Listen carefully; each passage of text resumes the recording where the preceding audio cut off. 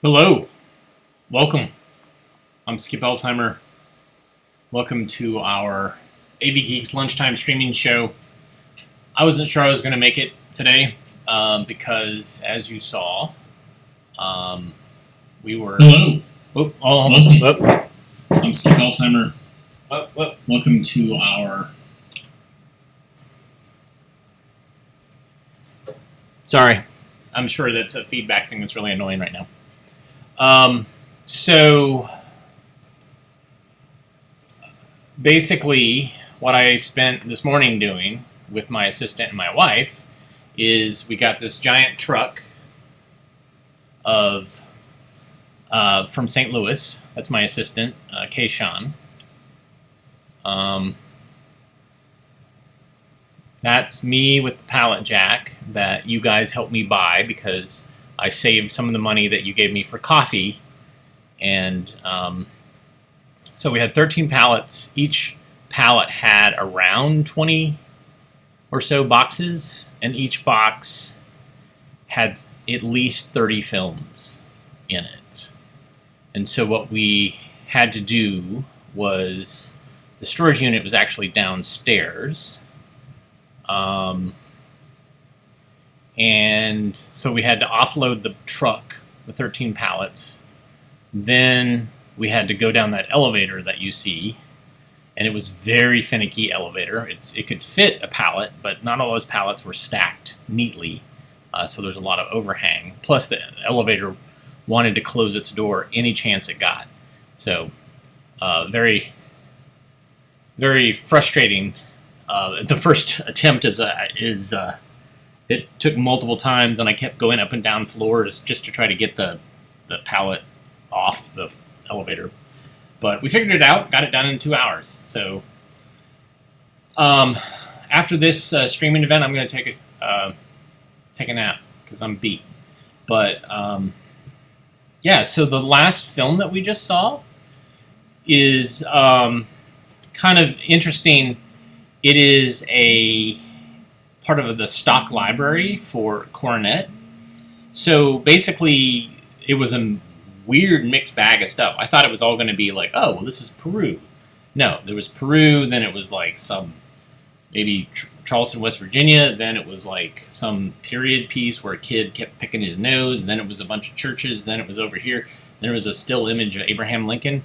And so the only thing that I have is just, there goes a can, is this, just this, it says, Stock Library Can ATT. There's no paper documentation. Hopefully we will dig it up, we'll find some in a box, but as it goes right now, it's kind of like a magical mystery bag of stuff.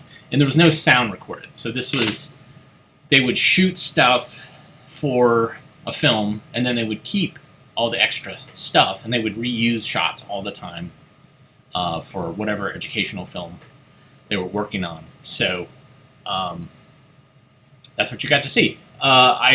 In this batch, I took a couple of boxes home, but I didn't take any that are actual print. What I took were the stock library and some original Kodachrome AB roll. So we'll watch a little bit of that. Unfortunately, there's no sound, but I'll give you some things to watch that have sound so you can sit back and enjoy your lunch. So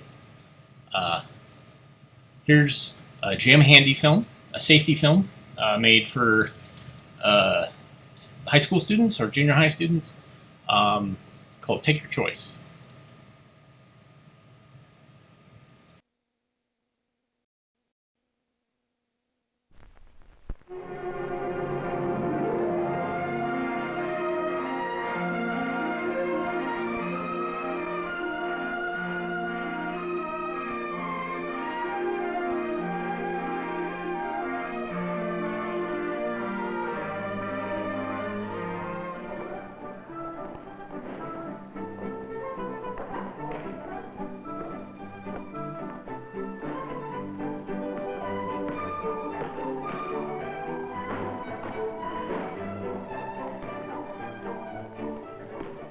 In any average group of fellows in school, there's always someone who feels he is far from average. Someone who feels he's different. That's how it is with Jeff Carter. He thinks he bears a charmed life. Jeff will admit that he's average in many ways. He can miss a shot with the best or worst of them.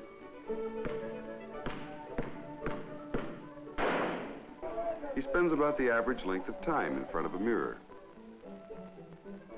He has an average interest in girls. One in particular, Patricia. Pat for short.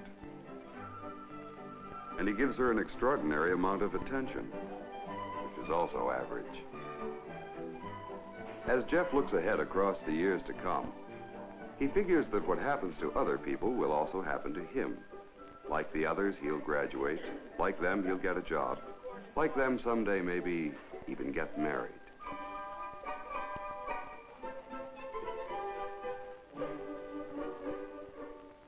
But when it comes to the unpleasant things that could happen,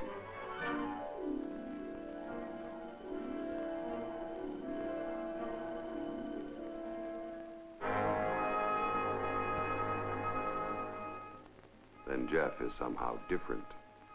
He's not like the others. He bears a charmed life. Pain, suffering, accidents, as far as Jeff is concerned, those are things that happen to other people, not to him.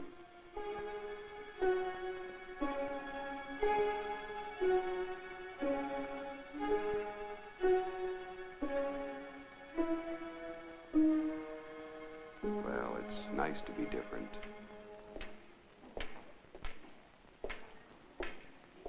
Or is it? People like Jeff don't have to think of the risks connected with what they do. They can concentrate on the pleasant side. Like the sight of these dancing sparks. If a fellow doesn't have to worry about danger, he can get closer to his work. He can look at the chips of brass that peel off the cylinder, or the curls of steel that go shooting into space, without being reminded constantly that those metal fragments are as sharp as they are shiny. And those pretty sparks dancing off the tool are actually particles of hot steel. They would sear the whites of any man's eyes. Except Jeff's, maybe.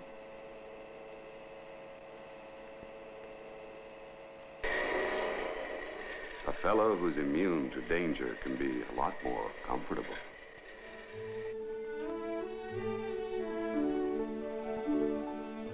The rules in the chemistry laboratory call for safety glasses to be worn at all times. At all times may sound kind of sweeping, but how else can the eyes be protected? It's obvious that safety glasses are needed while acid is being poured, or while an experiment is being performed. But how about the many times when nothing is being done that could conceivably harm oneself? These times, too, call for eye protection, because one's neighbor might do some unexpected thing that causes the acid or hot liquids to splatter. But when a fellow's immune, he doesn't even have to listen. He just asks himself, whatever could go wrong here?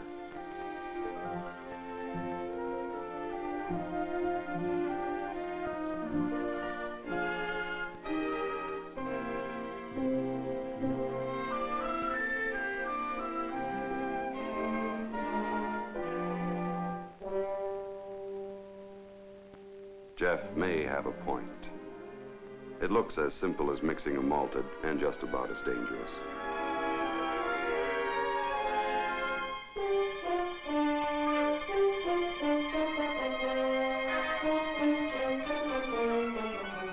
But the safest things have a way of turning ugly because of carelessness and circumstance.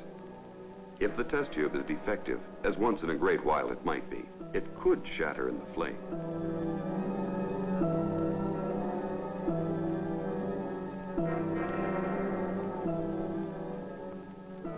If the tube is okay, but it's heated a bit carelessly, the hot liquid could spurt and do damage. Who knows?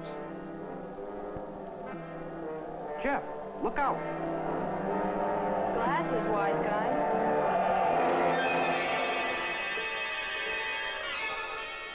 What happened?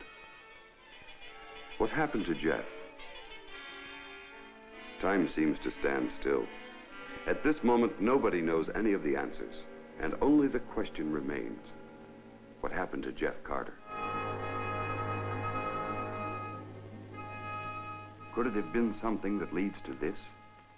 Is this Jeff's future? Is this where a fellow's luck and his eyesight finally run out?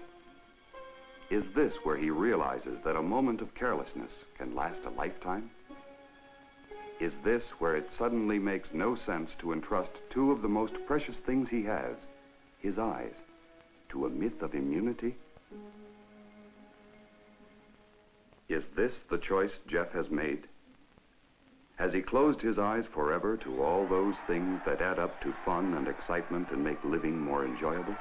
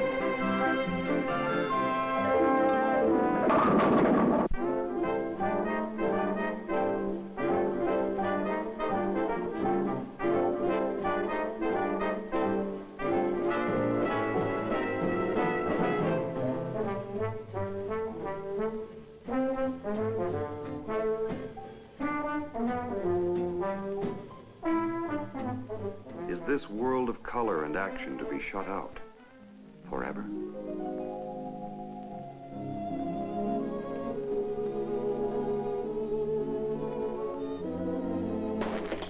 Is this the charmed life? Those are the questions.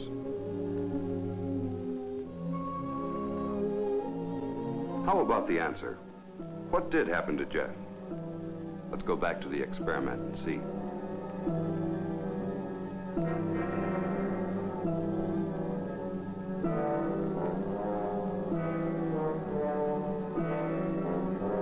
Jeff, look out. Glasses, wise guy.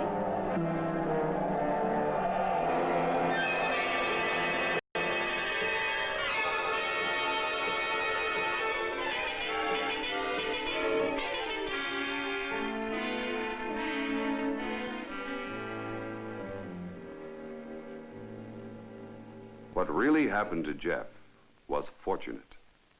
He trusted in safety the very instant he could no longer trust in immunity.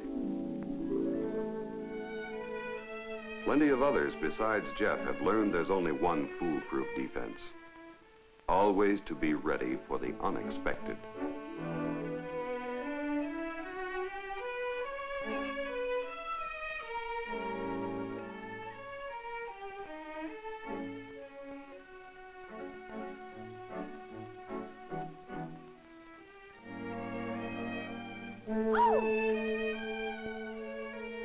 Imagine if the glasses had not been there to block the damage.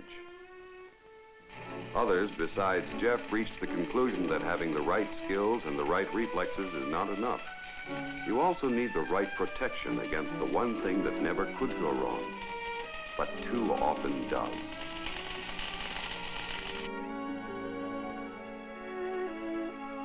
Molten steel left this signature. Imagine if the shield had not been there to block the damage. It looks so cheerful, but those sparks move with blinding force. So it makes sense to let the goggles take the punishment, not the eyes.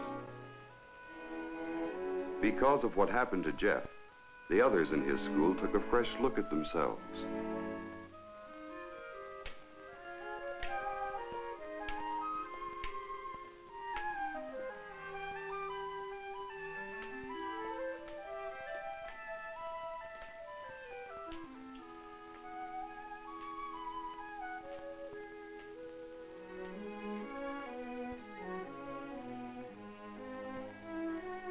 If the unexpected should happen again, as it could at almost any time, they'd be prepared because they'd be protected.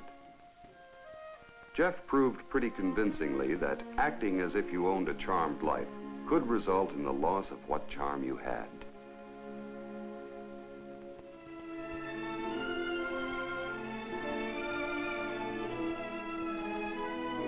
Glasses, wise guy.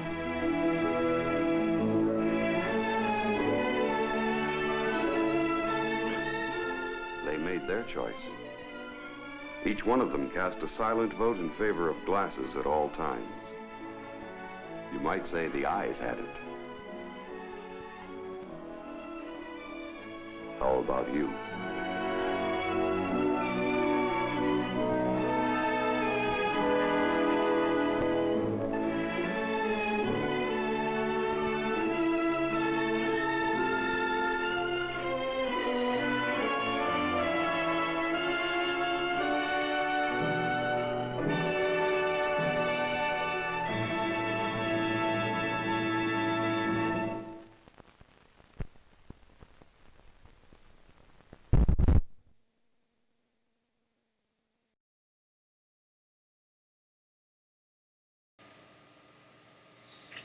Yeah. I was trying to figure out if that James Handy film was sponsored by, like, Ford or GM or Coca-Cola. I have another safety film that they did, which was sponsored by Coca-Cola, and there's some Coca-Cola stuff that shows up in it. It's animated. But this one is by the Detroit blindness people.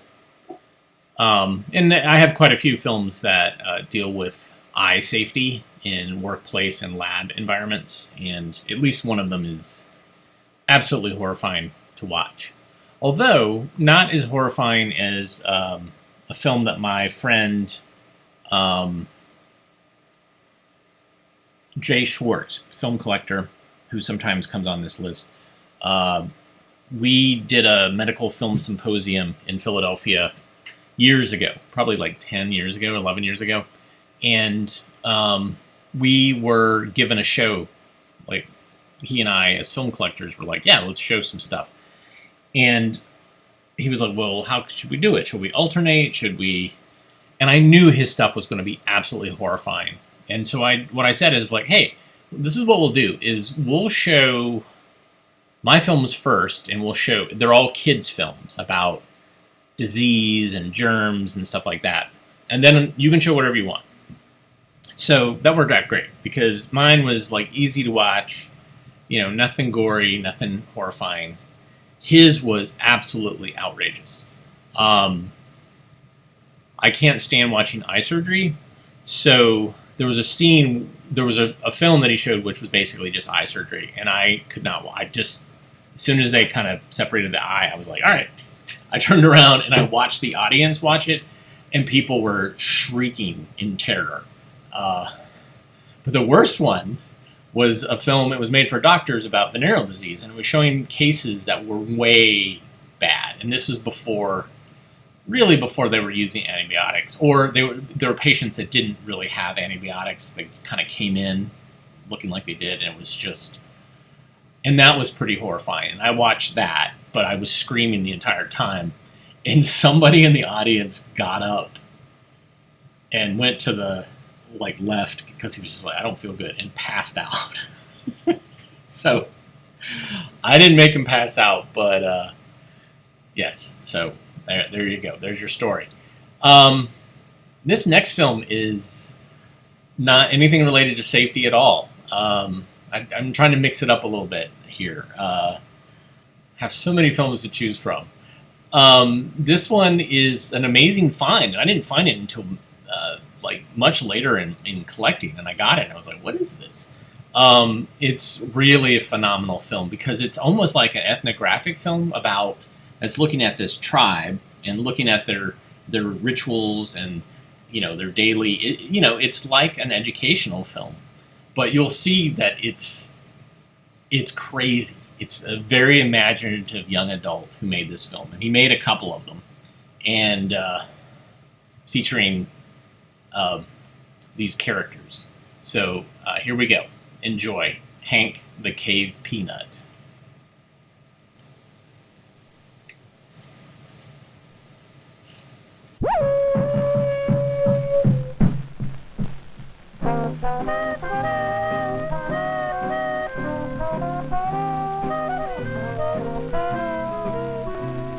The Goober family lives in a cave at the edge of a peanut village. Mrs. Goober rises early every morning. She and her pet snake hunt peas for the family breakfast.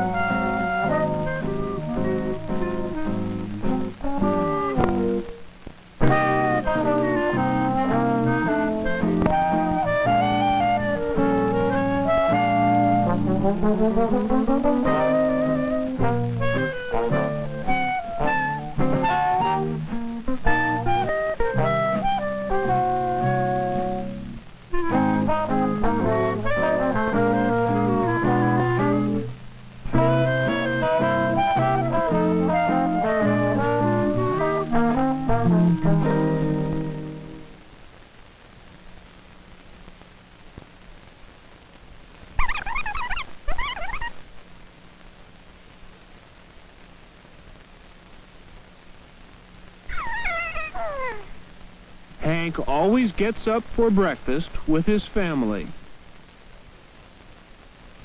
Hank's mother cooks her peas, and his father dishes them out.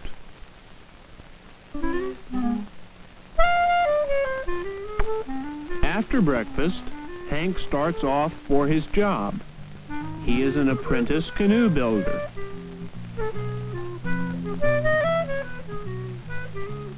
On his way to work, Hank passes through the village.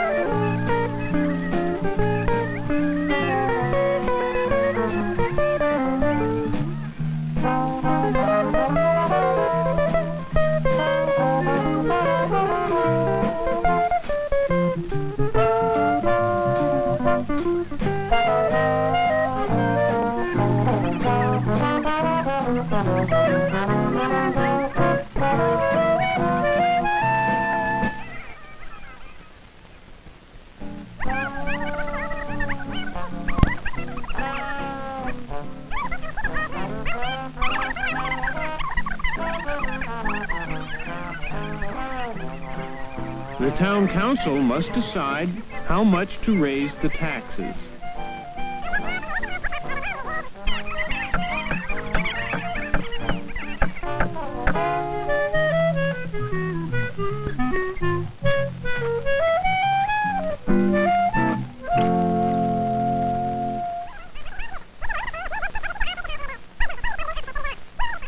Hank graduated from school last year.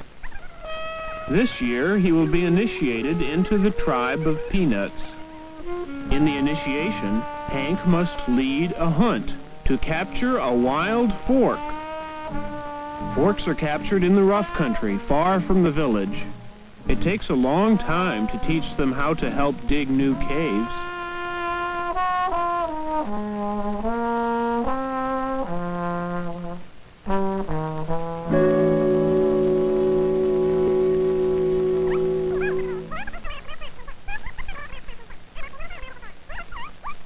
The master canoe builder helped Hank start this canoe a week ago.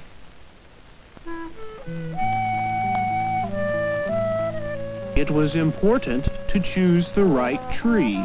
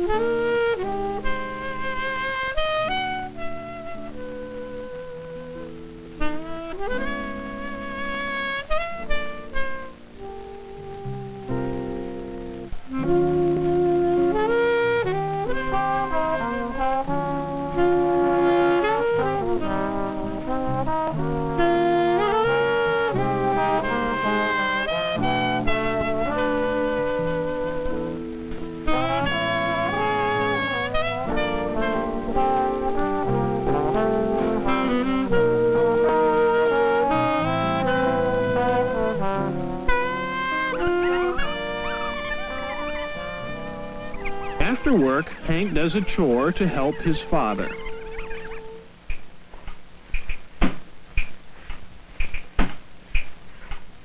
Mr. Goober is editor of the village newspaper.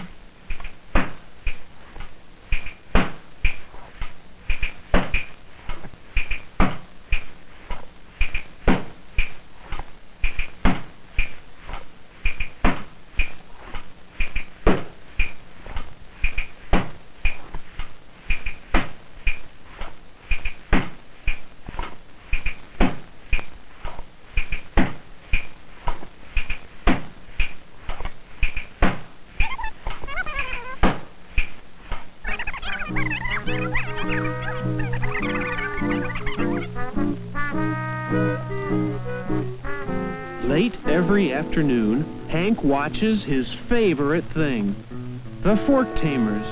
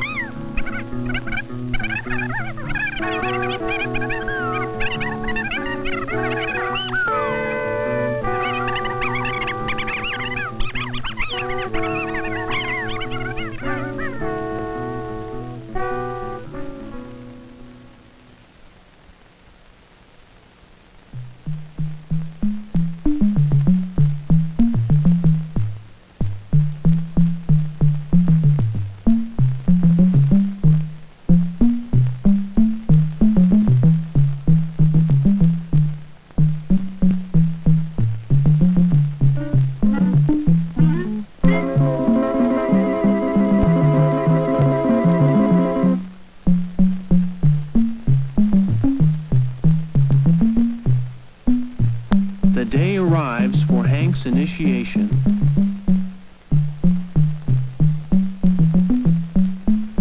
He is to lead the hunt to capture a wild fork.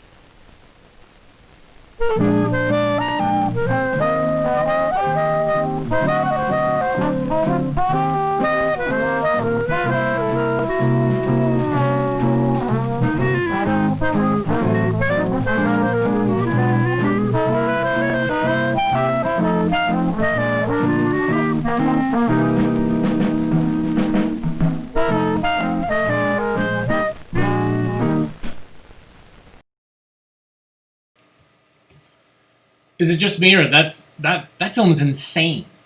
The fact that you see Hank making a birch canoe, you see this little peanut with an axe, and you see the whole process of him making a canoe. It's just stunning. So much time on that guy's hands. And I think he's based in Massachusetts, and he has much better versions of these films, and he did two. One of them is a peanut that's a captain of a ship, I think. They're both available on Amazon Video, and they're much better quality than what I have here. This is a very beat up print that obviously was shown a lot. But yeah, I had no idea that such a thing existed. And was very excited to see it. So that's one of the reasons, I'm still actively collecting and still looking for stuff, because you find these gems that have just kind of fallen into obscurity. And I'm sure that this was a favorite. I got this from a school teacher in New York, Hudson Valley, and he had them in his garage, and he basically drove a bunch of them down and was like, "Yeah, this one's really popular." I was like, "All right, well, awesome." This next film features Jay North narrating. You don't see him in person, but you see him narrating and talking about patriotism, specifically the Pledge of Allegiance. So Jay North, do you remember who that is? Dennis the Menace on the TV show.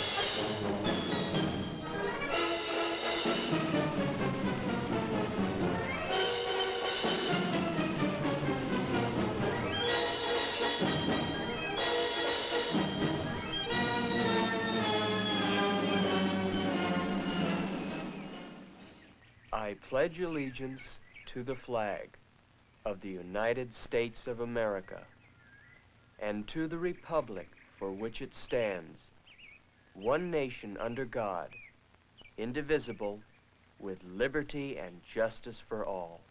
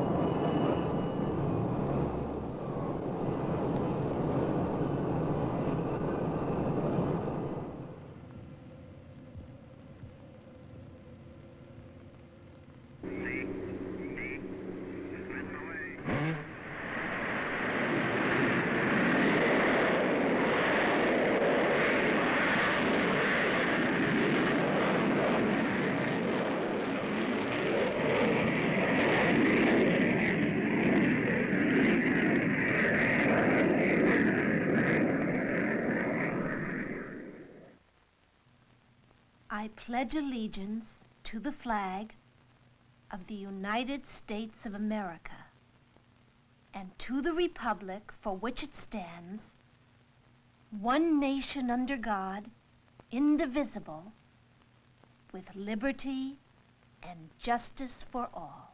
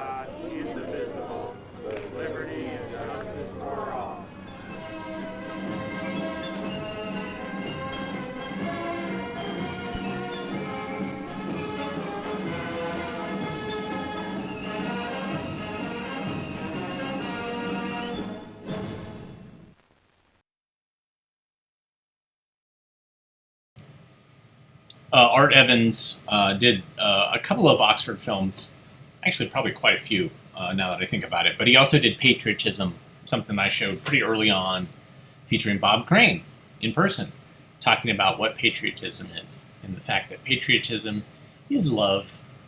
All right, so I'm going to show you another. These are boxes I literally just pulled off a pallet as I was rushing back here to shower up and to change clothes and take some Advil so I can do this show. So this is a Kodachrome AB roll. It purports to be. It says 2 reels. So I'm not sure, but I've already had a splice break and it's silent. And so this is original Kodachrome shot of this film, Hygiene for Girls. There's no audio. So we're going to mute the audio so instead of having a sound. And one of the great things about this is like what they shot. This is camera original stuff. And even when you got like a beautiful color print to show in a classroom setting, that's already been gone through a couple of generations of, printing it to a negative and then, doing this and back and forth. So you're already losing this detail and this quality. And this, I gotta say, this is pretty. And the thing is, it's kind of annoying is it's like missing kind of sync information. And since this is a roll, it's possible that we'll have what's in between it, which are called slugs. And I'll talk more about this since this is silent. And it's also very possible a splice will break. It already broke once. So this is an adventure. Here we go. So right off the bat, I can tell that those lockers are not made out of metal. Those are probably wooden lockers that are props. And you can often tell if you're paying attention to the coronet props. I'm typing in the name of the film as we talk.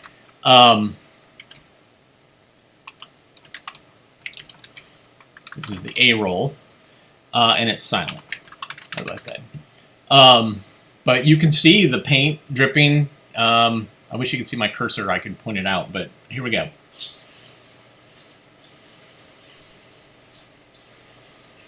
So I'm running. There's no sound, so I'm talking over. The woman on the left, the girl, is was in More Dates for K, which I'm really hoping to find a decent copy of. So I'm transferring this on SD telecine, but I'm really excited to be doing this on a higher res because the details are just going to pop. There's a school door. Oh boy! Uh-oh, that was crazy. Yeah, that didn't work. There was a crazy splice that wasn't really a legitimate splice. They shouldn't really have done a tape splice. I'm gonna run it a little bit longer, and then if it breaks a couple more times, then I'll stop and show something else. But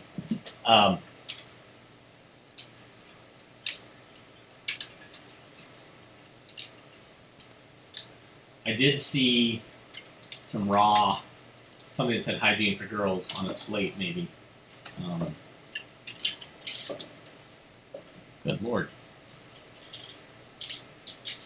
Such stunning color. And, you can tell that these Cornet had like a sound stage. And I think they had it set up to where they could do 2 productions a week.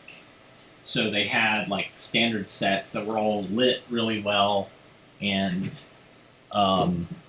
so you had your classroom, you had your hallway, you had, these other sets. Sometimes they would do location shoots, I was told, but, they would pretty much do everything in their location in a suburb of Chicago. I know this is boring that you're not seeing me do this tape splice, but, life. All right, let's see.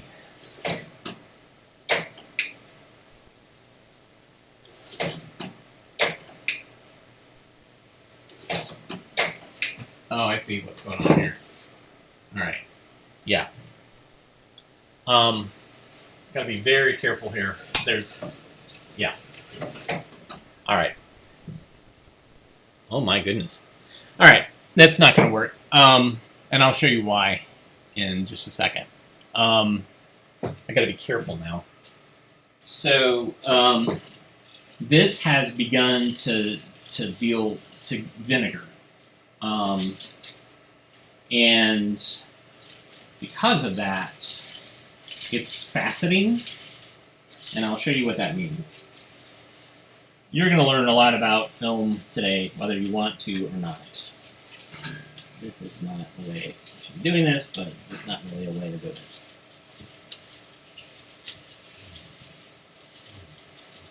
It'll be cleaned in post. Alright.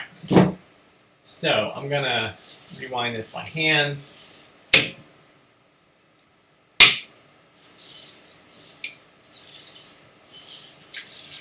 I would probably put this on a split reel in hindsight. So I'm actually, all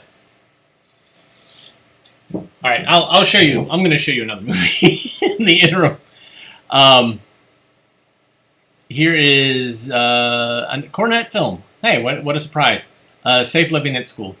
Enjoy.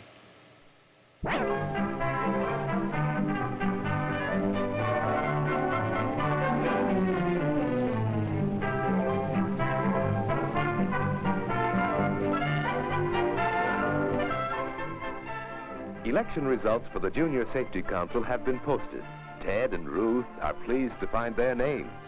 Their experience on the council last year will be useful in their new jobs.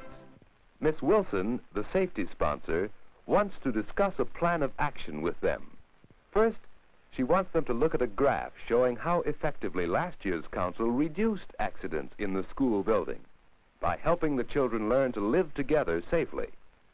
Wouldn't it be splendid if this year's council could do as well, or even better? Miss Wilson's plan is for Ted and Ruth to start their work with an inspection to see what their school has done to make safe living possible. And we're going with them.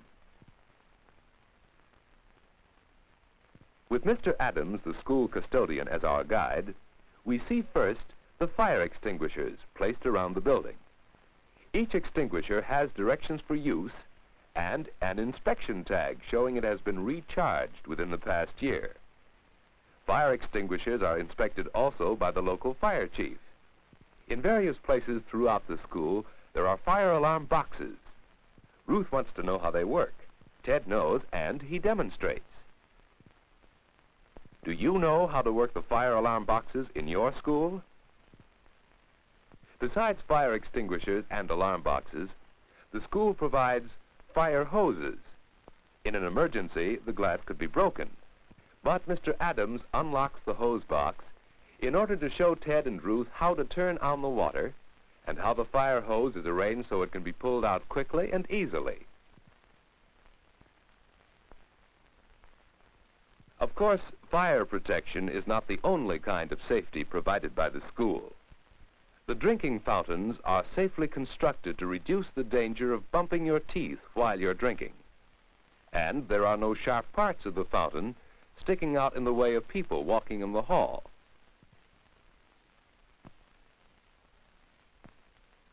Here's another safety feature. The exit doors are equipped with special locks, so they can be opened from the inside just by pushing against the bar. So we've seen some of the safety aids built into this school. And Mr. Adams wants Ted and Ruth to inspect the school often and tell him about any unsafe things they might find. When Ted and Ruth tell Miss Wilson about their inspection, she suggests that they make another inspection, this time to find out what the children are doing to live safely in the safe school that is provided for them. But first, let's try to think of some rules that will help the children live safely. Ruth can use the rules keeping her record of the inspection. Certainly, one rule is good housekeeping.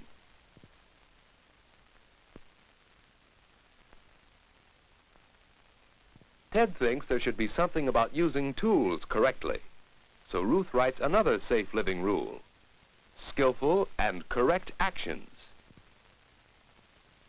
Can you think of a third rule for safe living? Courtesy. There, those 3 rules should cover almost everything. So now let's investigate how the children are living safely in school. We can start in the hallway. Uh-oh, someone might slip in that spilled water. Let's see what the girl does about it.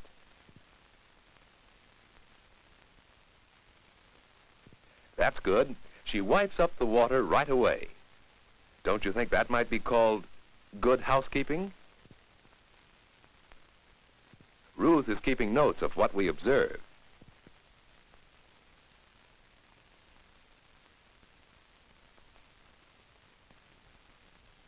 But look here.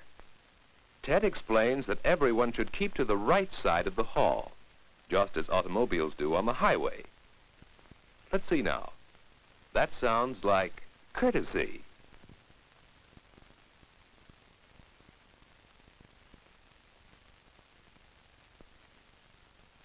There's a safe way to use the drinking fountain, too.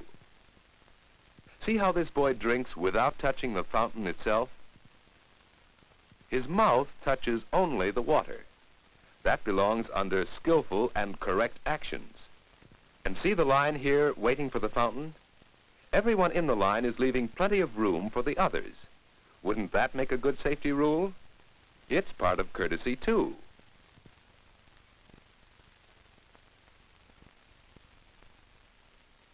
At the stairway, we learn a safety rule from a girl who changes her books to her left hand so her right hand will be free.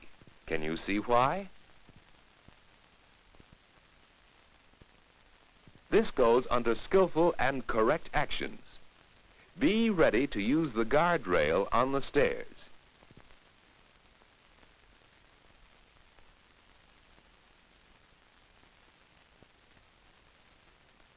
Now let's visit some of the classrooms.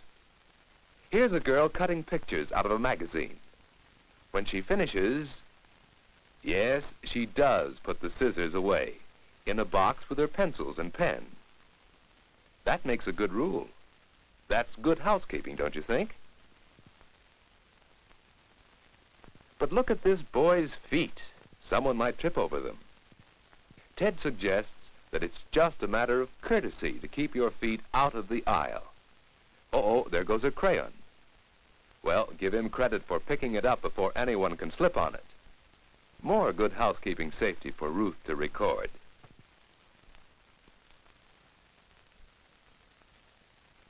In another classroom, we find a group getting ready to do some construction work. When they move the table, they're careful to leave enough aisle space that no one will have trouble getting out of the room in an emergency. Let's call that skillful and correct actions. And it's good housekeeping to close the drawer of the table. Now let's see if this boy knows the safe way to hold a nail. Here's a skillful and correct action that will help prevent smashed fingers.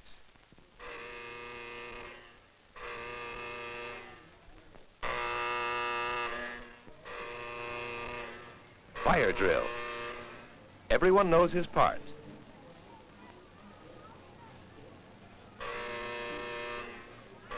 Keep an orderly line. Teacher at the end. Close the door.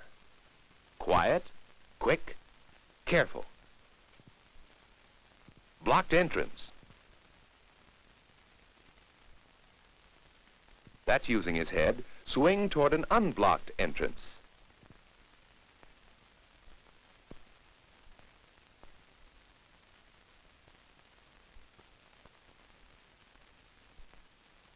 The lines move to a safe distance from the building and wait as the teachers call the roll. By knowing the rules and thinking quickly, the students have emptied the building without mishap. Skillful and correct actions have made a successful fire drill.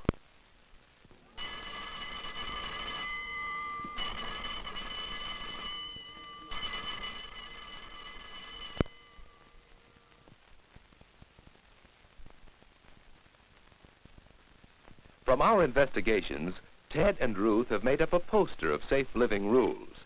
Remember, the school provides safety help such as equipment for fire protection, this is on exit doors, and fixtures designed to prevent accidents. The students can live safely by following 3 rules. First, good housekeeping. That means wiping up and cleaning up. And putting things away, especially sharp tools. Skillful and correct actions include such things as using tools correctly, touching only the water at the drinking fountain, knowing the rules and thinking for yourself. The final rule is courtesy. Walking on the right side. Keeping your feet out of the aisle. No pushing or crowding and so on. These are the safe living rules that were adopted at one school. They're just as important any school in you. And now, how many more rules can you add?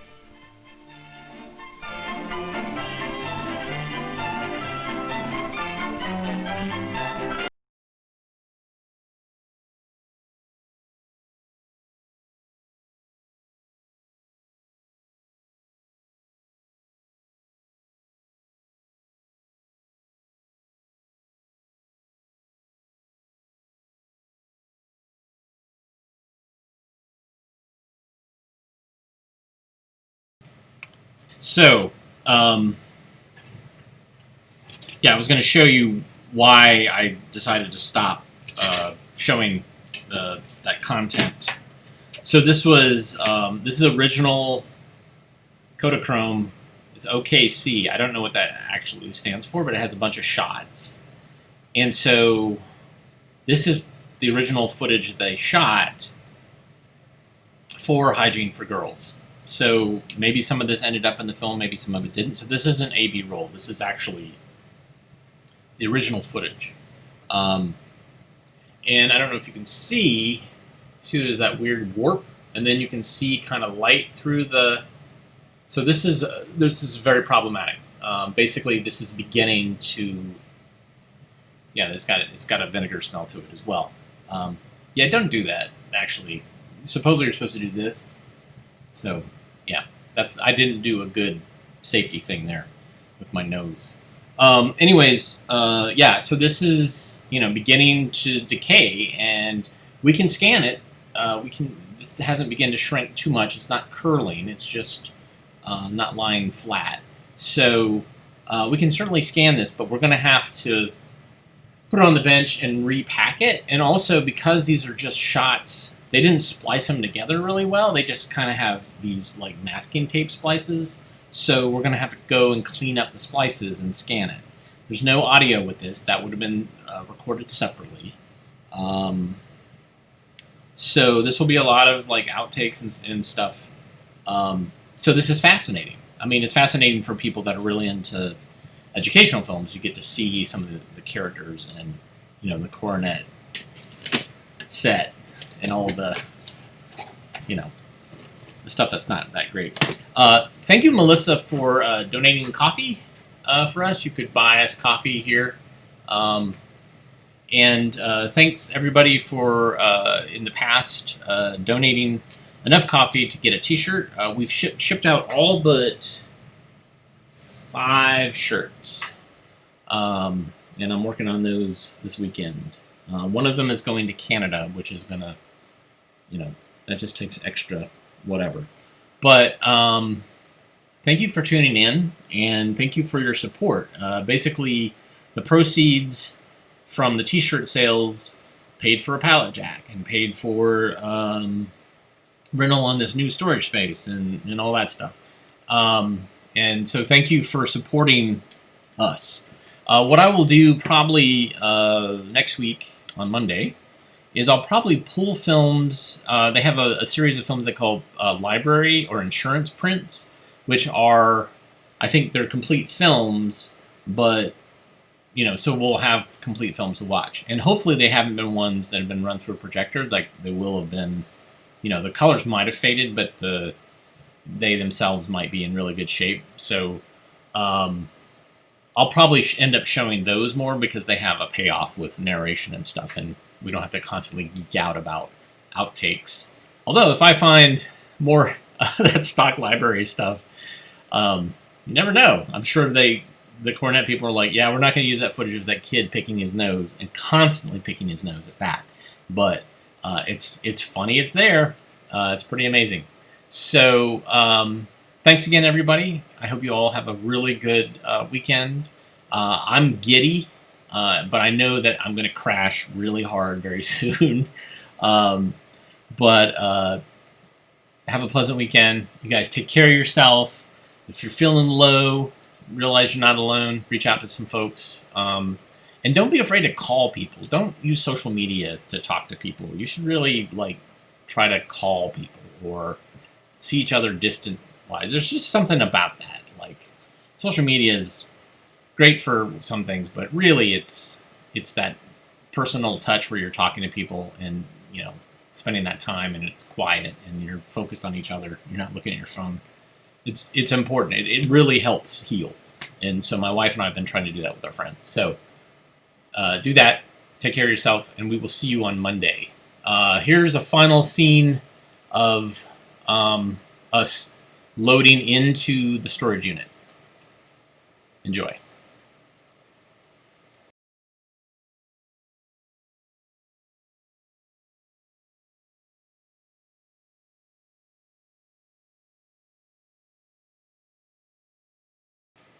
So we didn't have enough space for 13 pallets. We got 9 in there.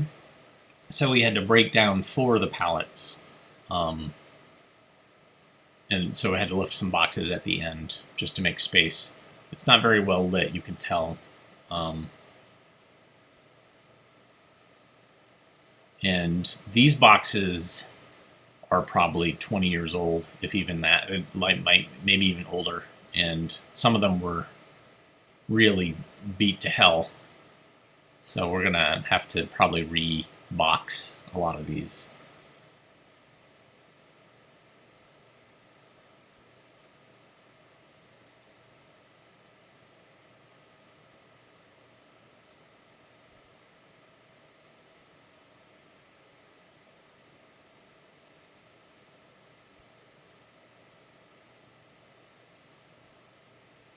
We tried to be safe. We wore masks.